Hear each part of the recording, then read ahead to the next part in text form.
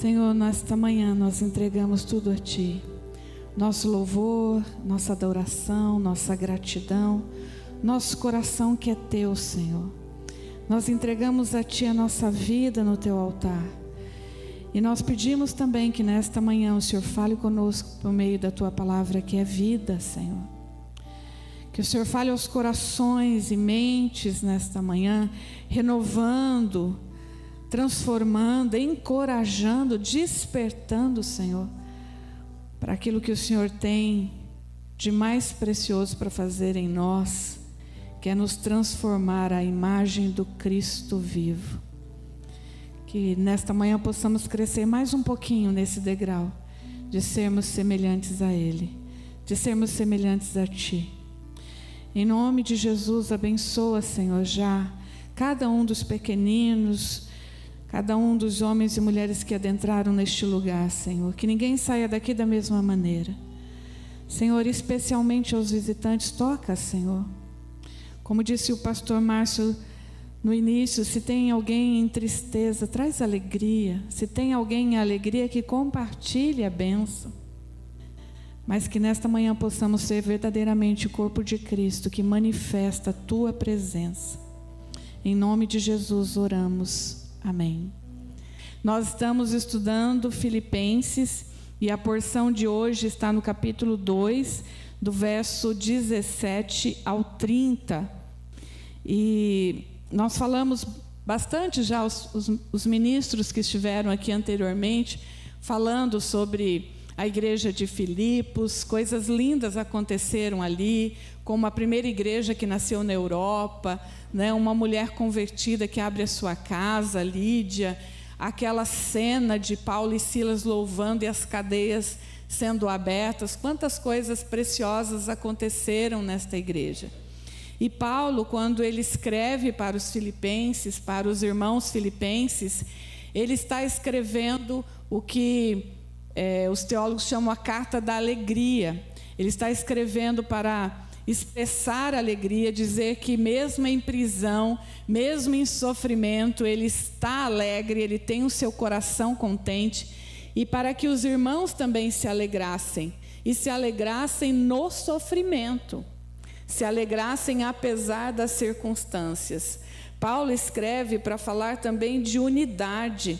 Paulo está nessa carta exortando temas importantes como a unidade, como estar junto, como ser companheiros na missão de Deus e na defesa do Evangelho.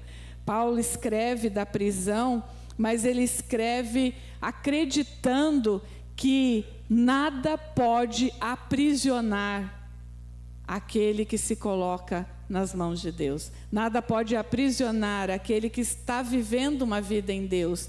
Nada pode aprisionar o Evangelho.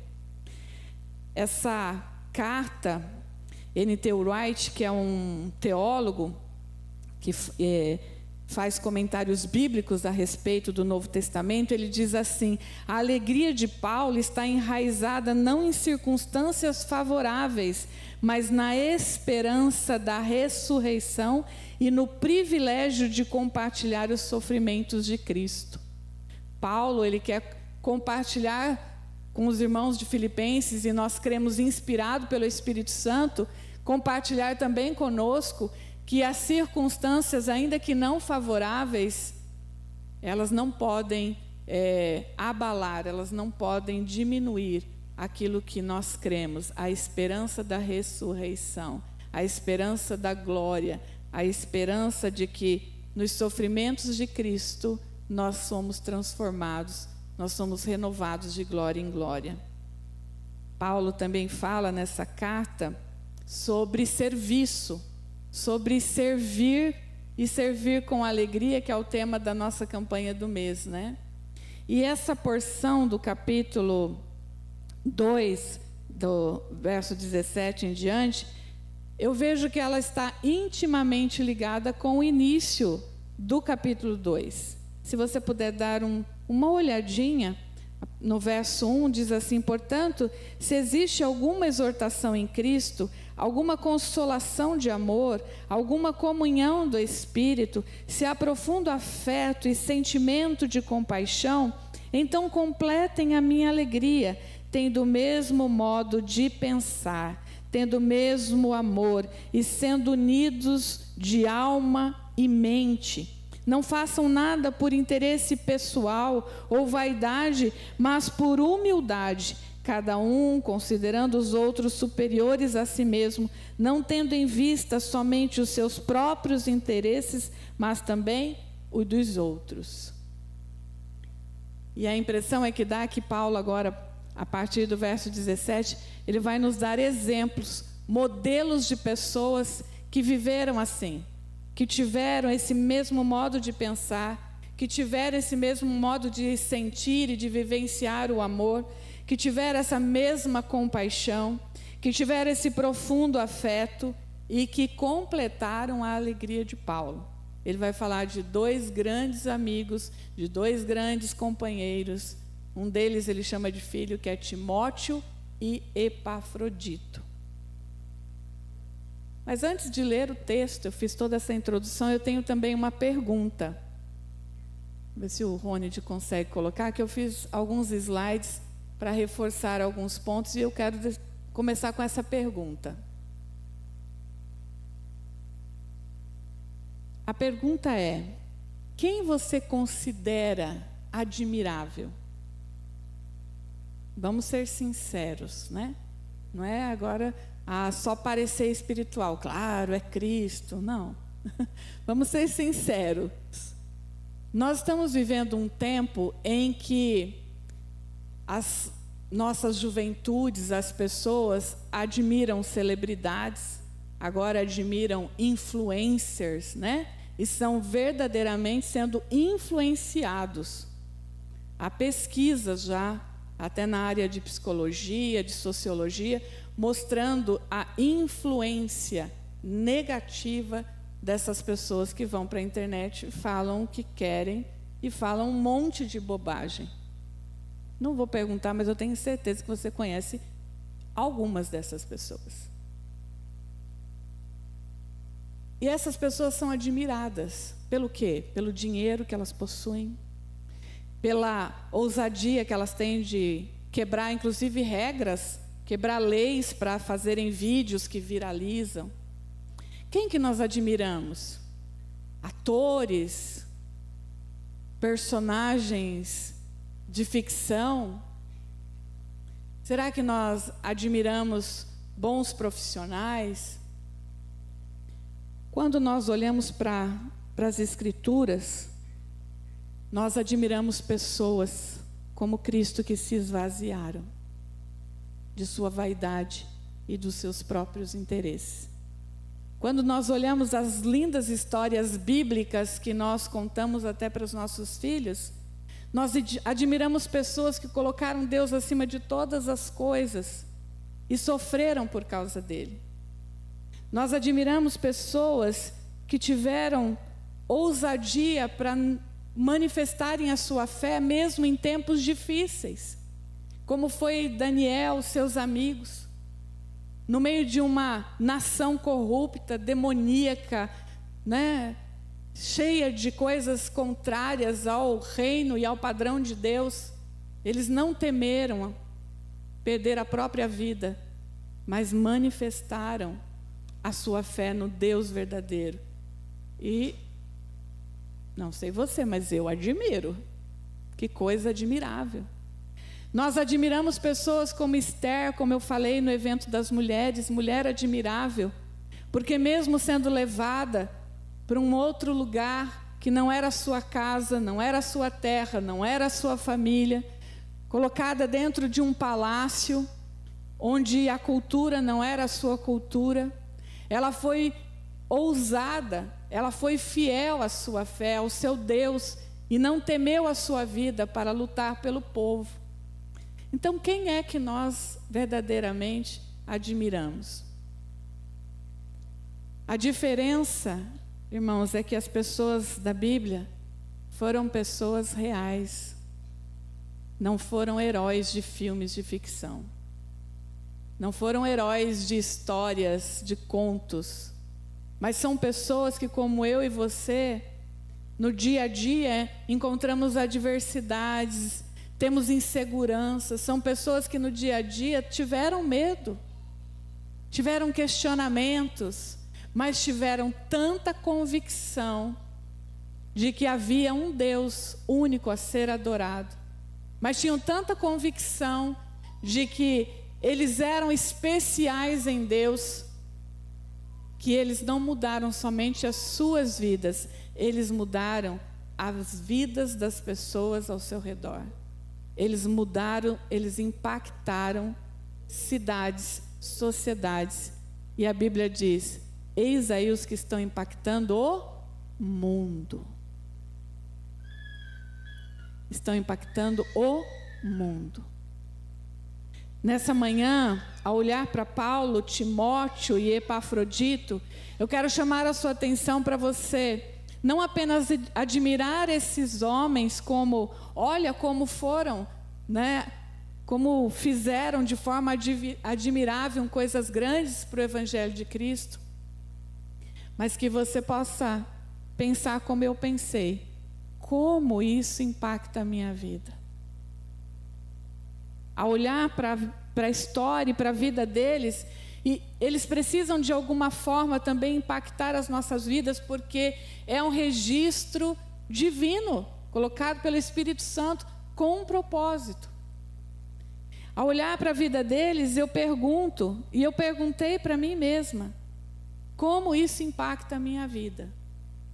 E como eu posso, de alguma forma, também ser alguém que pode impactar a realidade das pessoas. Como de alguma forma o meu testemunho, a minha vida de fé e o meu serviço no reino de Deus pode impactar, pode testemunhar na vida das pessoas. Amém? Vamos ler o texto então?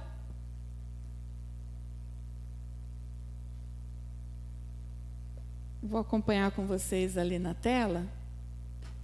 Entretanto, mesmo que eu seja oferecido como libação sobre o sacrifício e serviço da fé que vocês têm, fico contente e me alegro com todos vocês.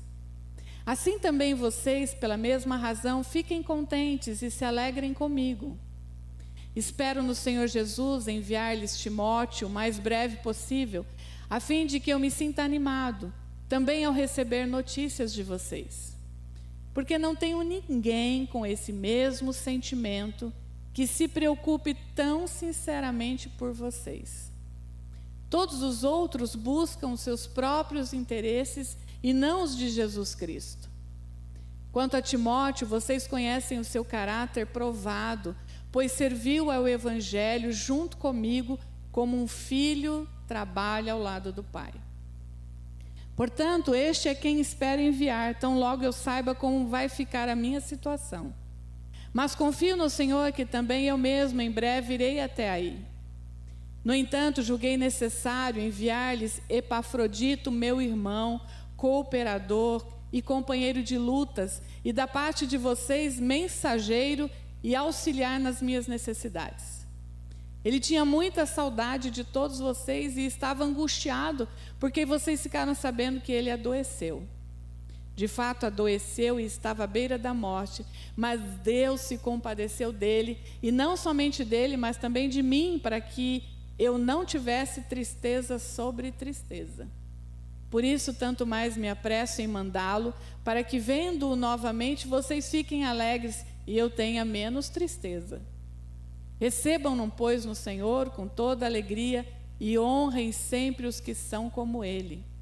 Porque por causa da obra de Cristo, ele quase morreu, arriscando a própria vida para suprir a ajuda que vocês não podiam me dar pessoalmente. Até aí. Eu quero orar mais uma vez. Pai, a tua palavra é vida, tua palavra é alimento. A tua palavra é poder, Senhor, para transformar os nossos corações. Então, Senhor, que seja o teu Espírito, o Espírito que convence, o Espírito da verdade, o Espírito que guia, o Espírito da sabedoria e do conhecimento, o Espírito que seja agora, aquele quem revela e ilumina a tua palavra nos nossos corações. Em nome de Jesus, amém. Primeiro ponto é a vida como oferta a Deus. Isso está nos versos 17 a 18. Paulo começa dizendo: mesmo que eu seja derramado como oferta de libação sobre o sacrifício. Paulo faz uma referência a um tipo de sacrifício que era feito já no Antigo Testamento. Era derramado líquidos, vinho ou azeite sobre o sacrifício principal. Então Paulo volta a esse tema porque ele já tinha falado sobre isso no capítulo 1, que ele está preparado para morrer. Porque ele já tinha declarado que não é mais ele que vive, é Cristo, e eu estou pronto. E se eu morrer é lucro e vai ser motivo de alegria também.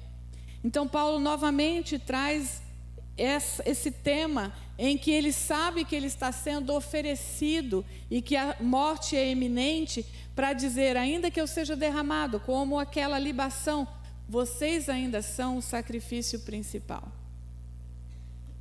Paulo estava disposto a se sacrificar pelo Evangelho, a se sacrificar pela igreja.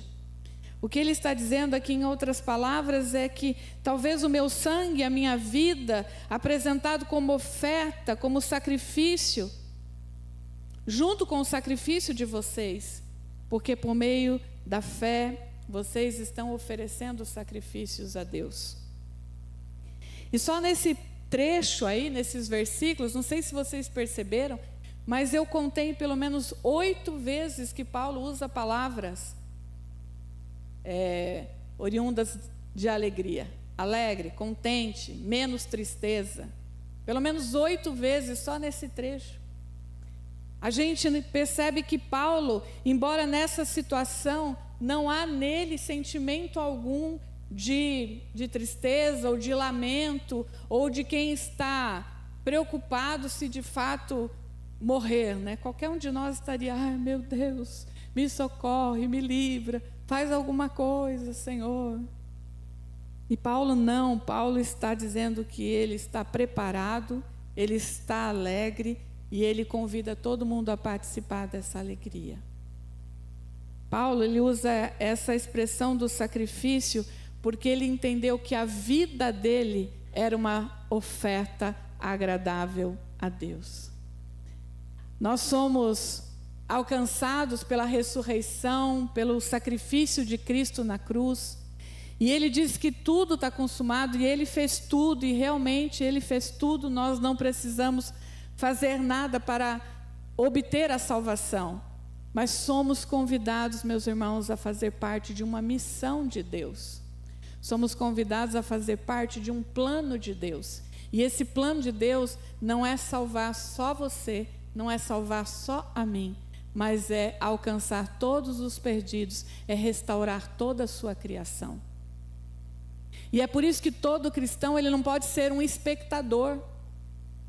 Ele não pode ser só um religioso que recebe e fica sentado dizendo: já fui salvo, o céu já está garantido, as bênçãos estão garantidas, Jesus já fez tudo por mim, e glória a Deus, e ficar como um espectador. Nós somos chamados a oferecer as nossas vidas como oferta ao Senhor. Ofertas de louvor e de sacrifício. Não é que você precise morrer como Paulo. Embora nos dias atuais ainda existam pessoas morrendo, e que devem ser alvos de nossas orações. Países onde a perseguição é tamanha que os cristãos estão sendo mortos, decapitados. Isso é uma realidade do hoje.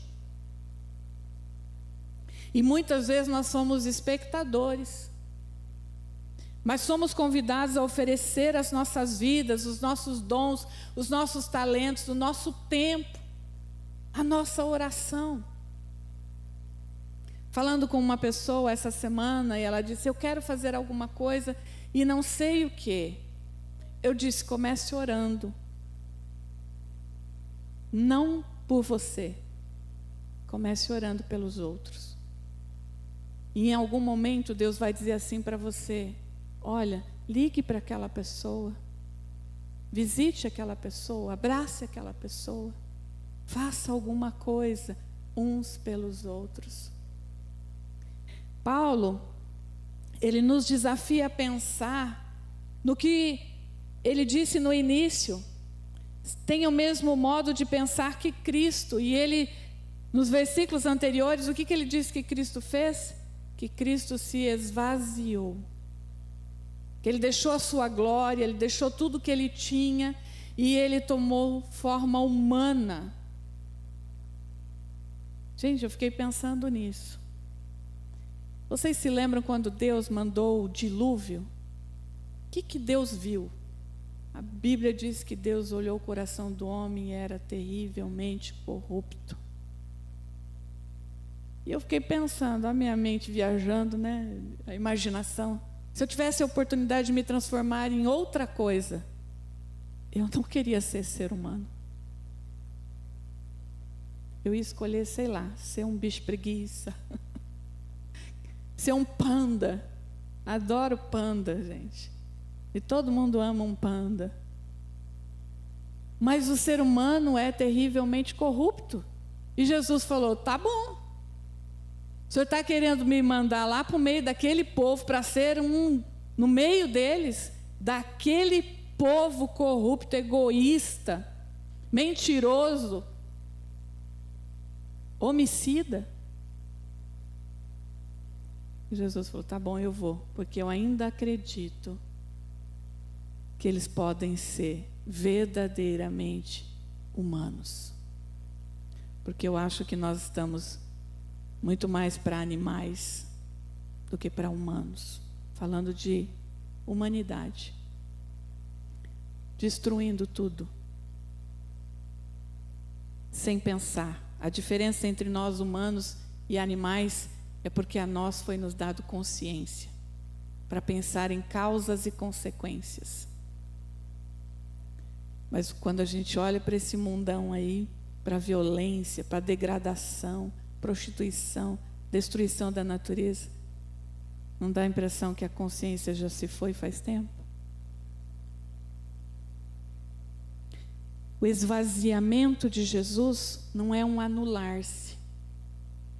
Tim Keller, ele fala no livro Ego Transformado que é um autoesquecimento, que é você deixar o seu eu que quer dominar tudo, fazer tudo do seu jeito, é submeter ele à ação e à vontade do Espírito Santo. E Paulo, me parece, ele conseguiu isso de alguma forma. Ele conseguiu fazer com que, pode pôr o slide seguinte, por favor, que o perseguidor agora fosse perseguido, que o matador agora escrevesse sobre o amor, que o arrogante agora se visse como o mais miserável de todos. O que viu Estevão apedrejado, agora se coloca a exaltar os seus irmãos. Paulo se esvaziou do Paulo.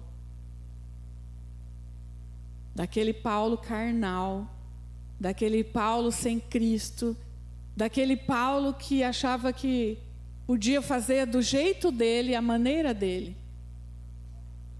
Ele declarou em 1 Coríntios 11:1 que as pessoas poderiam ser imitadores. Sede meus imitadores como eu sou de Cristo. Muitas vezes eu tive dificuldade para entender isso. E eu fiquei pensando. E aí a gente vai, né, amadurecendo e aprendendo e crescendo na palavra. E um dia o Espírito Santo falou para mim assim: Paulo está dizendo, imita o Paulo, que não mais vive, mas que vive em Cristo. E às vezes a gente fica com medo de falar, né? Imita a Mônica. Queridos, imita a Mônica que imita a Cristo. Imita a Mônica que tem desejo de servir a Cristo com toda a alegria de coração. Não imita a Mônica, ser humano, mulher, que é falha, que peca, que fala coisas que não deveria falar. Mas imita a Mônica que verdadeiramente é sincera, para dizer para Deus: me usa como o Senhor quiser.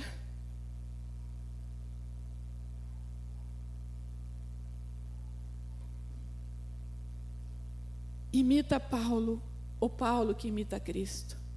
Imita o Paulo que foi transformado pelo Espírito Santo. Imita o Paulo que agora é cheio do fruto do Espírito. Imita o Paulo que escreve sobre o amor ágape, que é paciente, que é benigno, que não se ufana, não se ensoberbece, que tudo suporta, tudo crê, tudo espera. Paulo entendeu que a vida dele era essa oferta de sacrifício, e ele permitiu essa transformação do Espírito. Então ele foi ousado para dizer: pode me imitar, porque eu imito Cristo.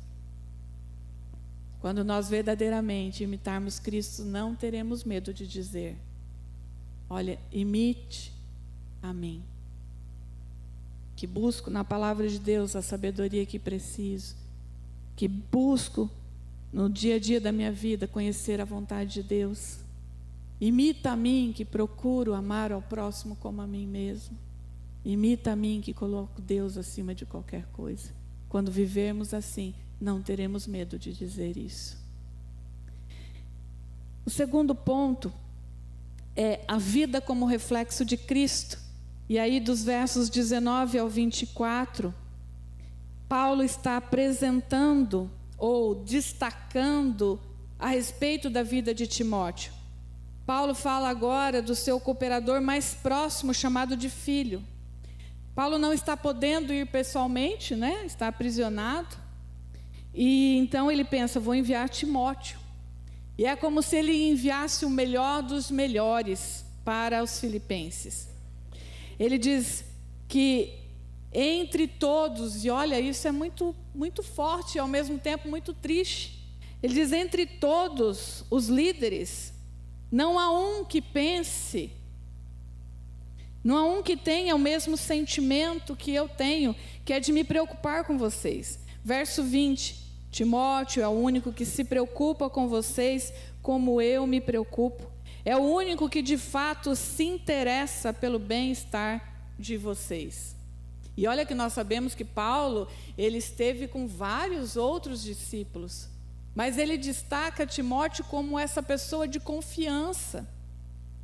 Não havia mais ninguém ligado tão totalmente a Paulo que Paulo confiasse. E a gente, não sei se vocês se lembram, acho que até fui eu mesmo que preguei o início lá de Filipenses, que ele fala o quanto ele ama aqueles irmãos filipenses, o quanto ele é grato por esses irmãos filipenses cuidarem dele, né, enviarem para ele recursos para suprir as suas necessidades. Então Paulo diz: eu não posso mandar ninguém menos do que esse, que é alguém que verdadeiramente se importa com as pessoas. Timóteo, ele não busca a sua glória. O texto diz no verso 21, todos os outros estão preocupados com seus próprios interesses e não com os de Cristo. Mas Timóteo é diferente. Timóteo não está buscando glória própria. Timóteo está verdadeiramente se importando com as causas de Cristo.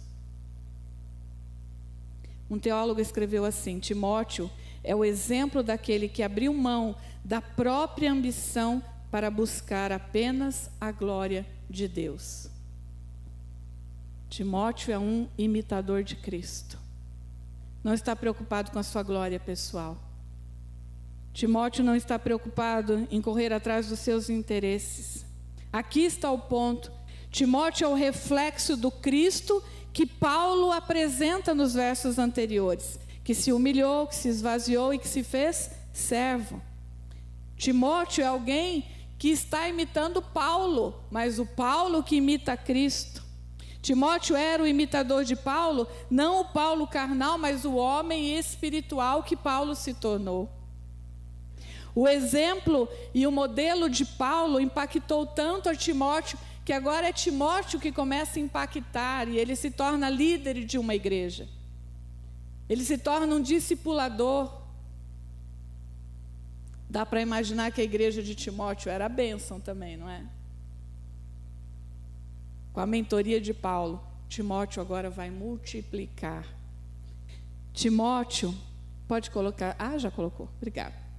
Timóteo é o único que se interessa verdadeiramente pelas pessoas, que não busca seus interesses, mas os de Cristo.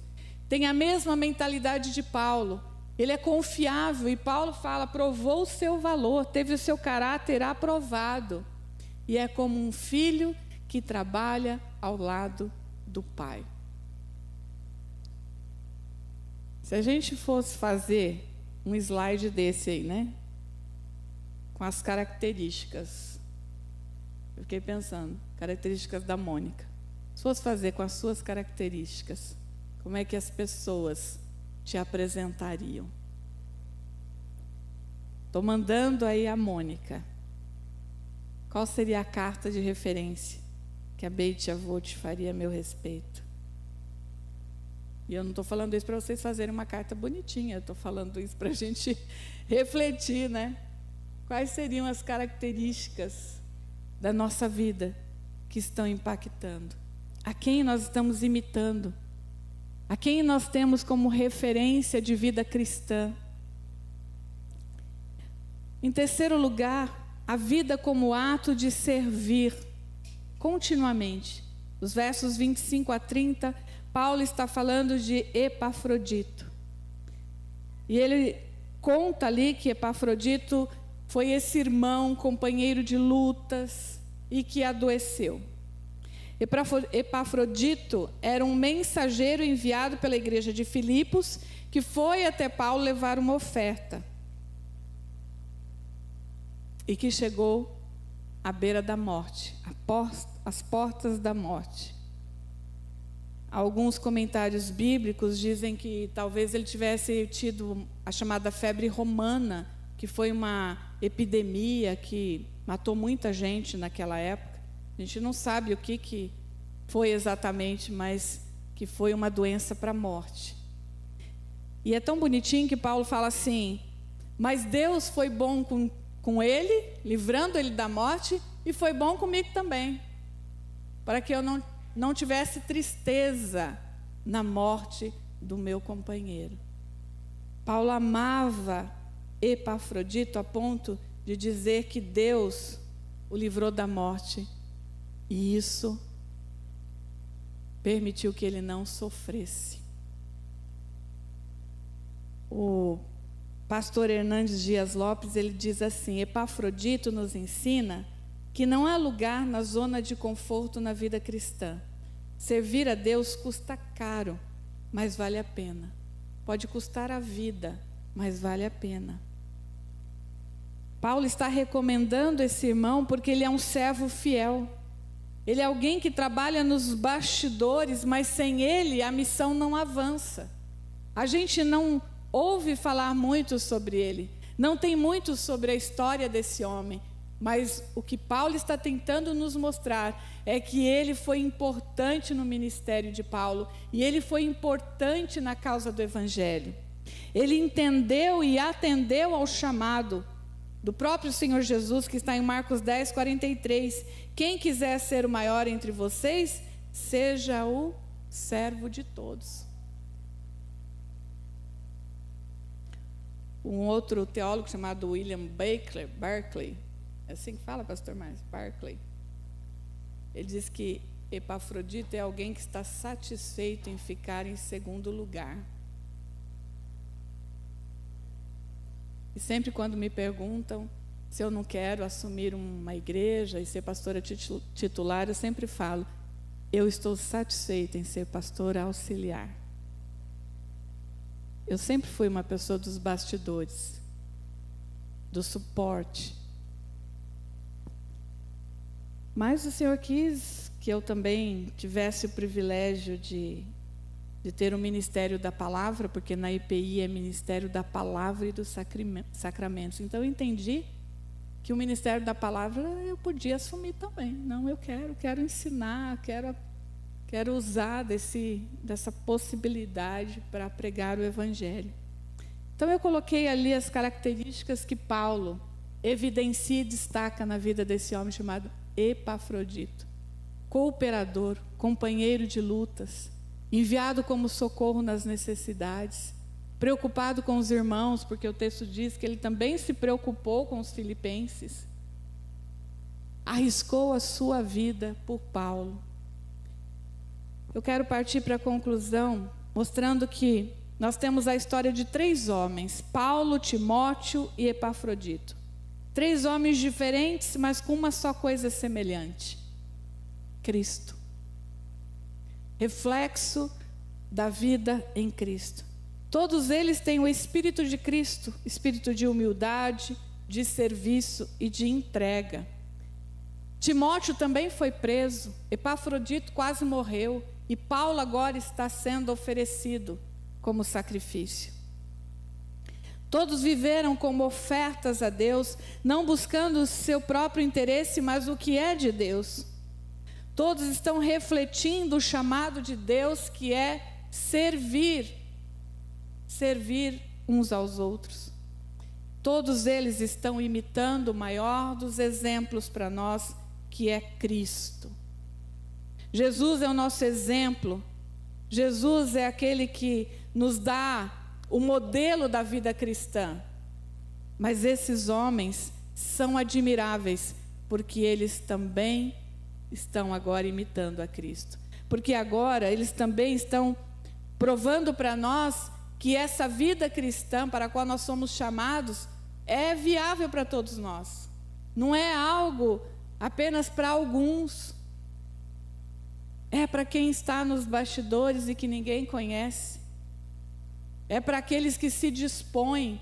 Imagina lá a igreja pensando: precisamos levar recursos para Paulo. Quem pode ir? Chama aquele irmão que ele vai.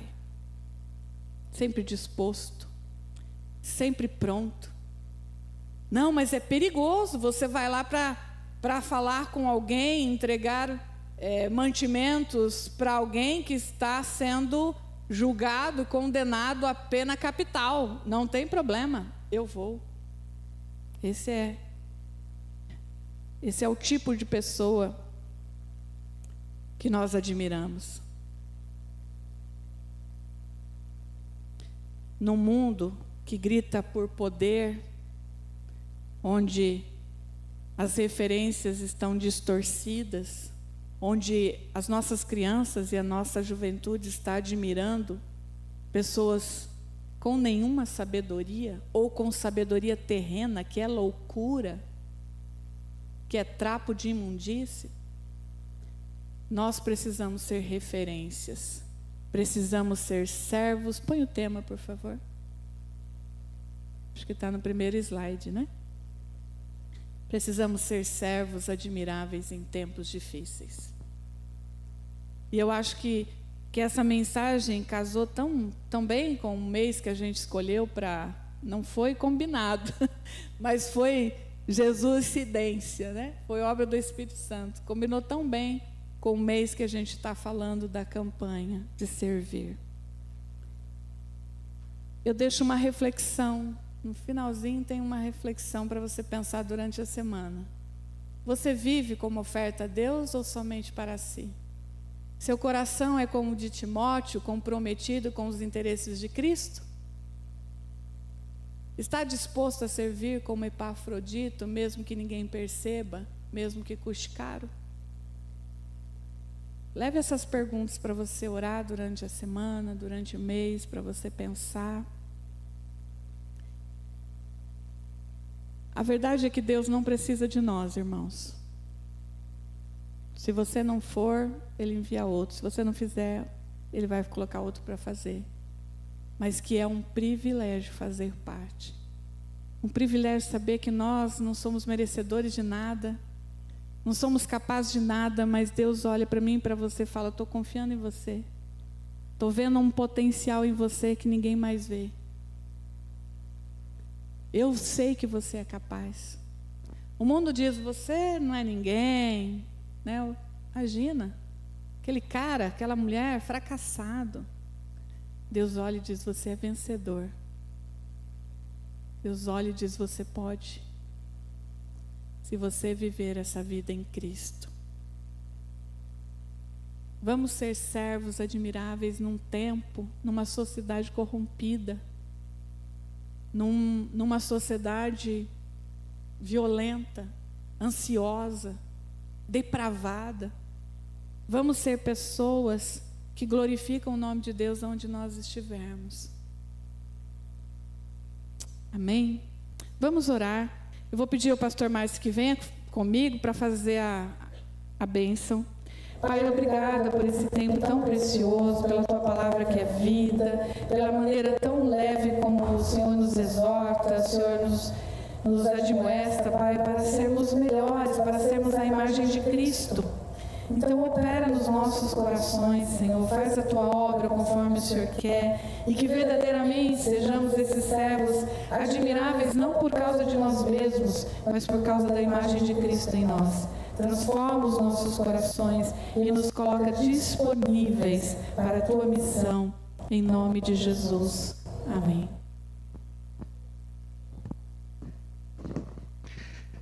Recebam a bênção.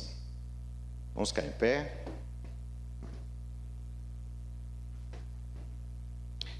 E que a graça maravilhosa do nosso Senhor Jesus Cristo, o amor de Deus, o nosso Pai, que a comunhão, a consolação, a alegria e o poder que é no Espírito Santo de Deus seja sobre cada um dos irmãos e das irmãs, geração em geração, hoje e sempre.